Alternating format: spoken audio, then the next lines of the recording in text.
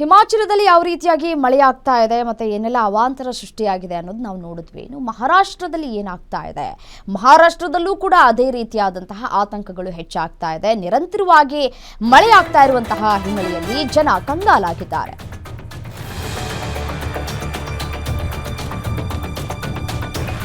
ಮಹಾಮಳೆಗೆ ಮುಳುಗಿದ ಮುಂಬೈ ನಗರ, ತಗ್ಗು ಪ್ರದೇಶಗಳಿಗೆ ನೀರು ನುಗ್ಗಿ ಜನ ಪರದಾಟವನ್ನು ಪಡ್ತಾ ಇದ್ದಾರೆ.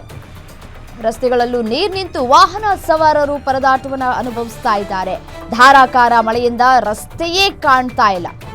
ಚಾಲಕರು ರಸ್ತೆ ಕಾಣದೆ ಕಂಗಾಲಾಗಿದ್ದಾರೆ. ಮುಂಬೈ ಮಹಾನಗರಿಯಾದ್ಯಂತ ಇದೀಗ ಪ್ರವಾಹದ ಆತಂಕ ಕೂಡ ಹೆಚ್ಚಾಗ್ತಾ ಇದೆ. ಮಹಾರಾಷ್ಟ್ರದಲ್ಲಿ ನಿರಂತರವಾಗಿ ಮಳೆಯಾಗ್ತಾ ಇರುವಂತಹ ಹಿನ್ನೆಲೆಯಲ್ಲಿ ಈ ಮಹಾಮಳೆಗೆ ಮುಂಬೈ ನಗರ ಮುಳುಗಿದೆ ಕಂಪ್ಲೀಟ್ ಆಗಿ. ನೋಡಿ ಯಾವ ರೀತಿಯಾಗಿ ರಸ್ತೆನೋ ಅಥವಾ ಯಾವುದೋ ಒಂದು ಕೆರೆನೋ ಅನ್ನುವ ರೀತಿಯಾಗಿ ಭಾಸವಾಗಿ ಕಾಣಿಸ್ತಾ ಇದೆ. ರಸ್ತೆ ಅತಿ ದೊಡ್ಡದಾದಂತಹ ಕೊಡೆಯನ್ನು ಹಿಡಿದುಕೊಂಡು ಹೋಗ್ತಾ ಇರುವಂತಹ ದೃಶ್ಯವನ್ನು ಗಮನಿಸ್ತಾ ಇದ್ದೀರಿ.